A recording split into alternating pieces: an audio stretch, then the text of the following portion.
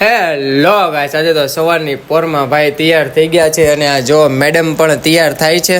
અમે બંને જવાના જ છીએ મેડમની દવા લેવા માટે. જો આવી ગયા અમે સુપર ડેન્ટલ કેરમાં. એને છે ને દાંતમાં બહુ દુખતું હતું એટલે એની દવા લેવા આવી ગયા. દવા લઈને પછી આપણે આવી ગયા આપણી ઓફિસે આવીને લાગી ગયા આપણા ઓફિસના કામમાં. પછી આવી ગયા આપણે ઘરે બપોરે જમવા માટે.